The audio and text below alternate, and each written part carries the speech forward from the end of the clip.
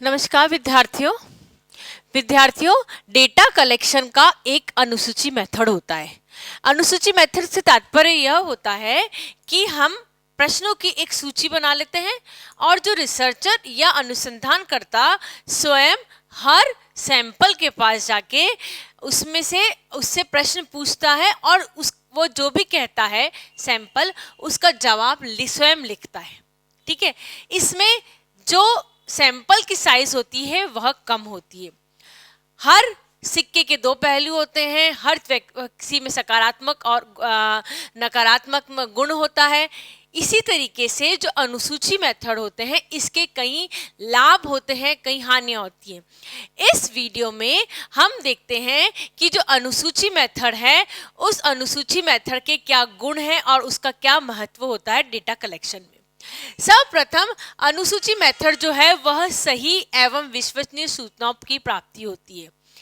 हम ऐसा इसलिए कह सकते हैं क्योंकि रिसर्चर जो होता है वह स्वयं उसके अंदर इन्वॉल्व होता है।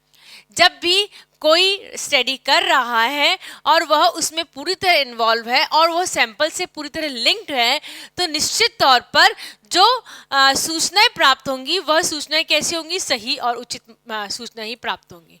ठीक है, सूचनाएं सही और उचित इसलिए भी प्राप्त होती हैं क्योंकि वह जो रिसर्चर है वह उसमें खूब इंटरेस्ट ले रहा है, स्वयं इंटरेस्ट ले रहा है और जो सैंपल है वह भी उसमें इंटरेस्ट ले रहा है। दोनों में क्या हो रहा है, कम्युनिकेशन हो रहा है। अब चूंकि दोनों में कम्युनिकेशन हो रहा है, क्वेश्चन पूछा जा रहा है, जवाब दिया जा रहा है, इन दोनों का जो कम्युनिकेशन हो रहा है, कम्युनिकेशन के कारण से, वार्तालाप के कारण से जो उत्तर प्राप्त हो रहे हैं वह सही प्राप्त होने की संभावनाएं जो होती हैं वह ज्यादा होती हैं। अधिकतम प्रत्युत्तर। रिसर्चर ने क्या किया, एक क्वेश्चन का शेड्यूल बना लिया। ठीक है, शेड्यूल बना के या तो हम सैंपल्स को दे दें, आपके हिसाब से भर दें, वो प्रश्नावली विधि कहलाती है। इसमें क्या कर रहे हैं, अनुसंधानकर्ता स्वयं जा रहा है। क्योंकि वो स्वयं जा रहा है, स्वयं इन्वॉल्व हो रहा है, तो जितने भी क्वेश्चनर हैं उस क्वेश्चंस जो उसने लिखे हैं उस क्वेश्चन के मैक्सिमम आंसर वो फाइंड आउट करना चाहेगा या मैक्सिमम क्वेश्चन फाइंड आउट करके देगा। समझ गए आप बात को? यानी कहने का तात्पर्य हमारा यह है कि अधिकतम उत्तर की मैक्सिमम नंबर ऑफ जो आंसर्स हैं वो किससे प्राप्त होंगे, वह प्राप्त होंगे आपके कौन सी मेथड से, अनुसूची मेथड से प्राप्त होंगे। क्यों? वही बात इसमें हम रिपीट कर रहे हैं वापस से, क्योंकि रिसर्चर पूरी तरह रिसर्च में इन्वॉल्व हो रहा है, वो किसी और को नहीं दे रहा है ना, वह किसी और को अपने रिसर्च करने के लिए क्वेश्चनर नहीं दे रहा है, वह स्वयं ले रहा है। इस कारण से क्या होगा, उसको अधिकतम प्रत्युत्तर प्राप्त होंगे। नेक्स्ट, इसका महत्व इसलिए भी है क्योंकि इसके अंदर लोचकता ज्यादा होती है। लोचकता ज्यादा होती है कि आपने एक प्रश्न पूछा, सैंपल ने एक जवाब दिया, तो आपने दूसरा प्रश्न पूछा, सैंपल ने दूसरा जवाब दिया। अब जब आपने दूसरा क्वेश्चन पूछा तो जो रिसर्चर है उसके माइंड में एकदम से नया क्वेश्चन क्लिक हुआ, है ना, क्योंकि उसका उत्तर उसने सुना है। प्रश्न के बाद उत्तर सुनने पे उसके माइंड में दूसरा क्वेश्चन क्लिक हो गया।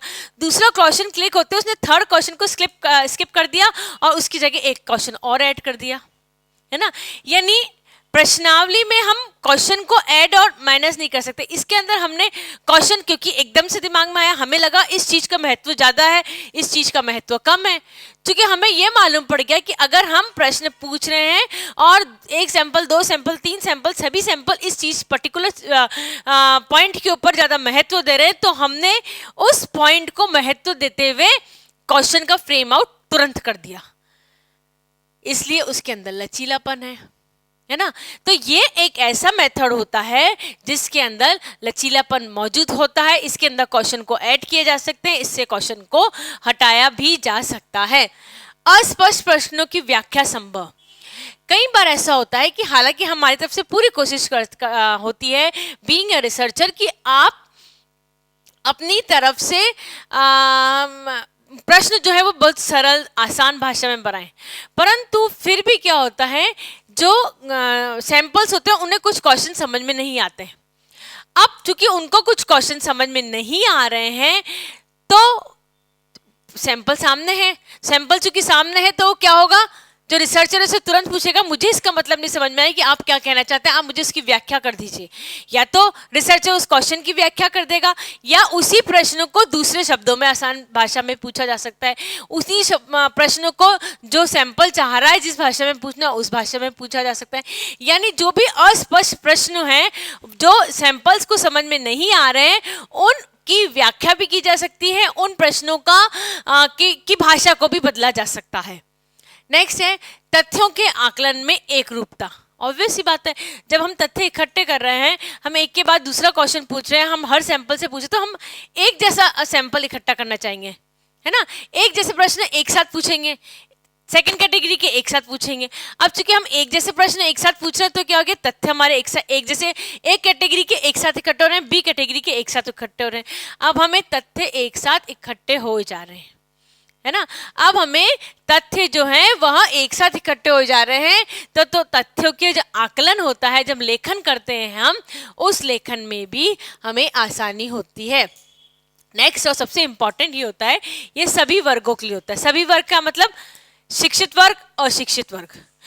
हमें इसमें कुछ लिखने के लिए नहीं देना है ना। हमें सैंपल्स को क्या करना है, लिखने के लिए कुछ भी नहीं देना है, हमें सैंपल से केवल प्रश्न पूछने हैं। क्योंकि आप सैंपल से प्रश्न पूछ रहे हैं इसलिए ये शिक्षित वर्ग अशिक्षित वर्ग सभी वर्गों के लिए होता है।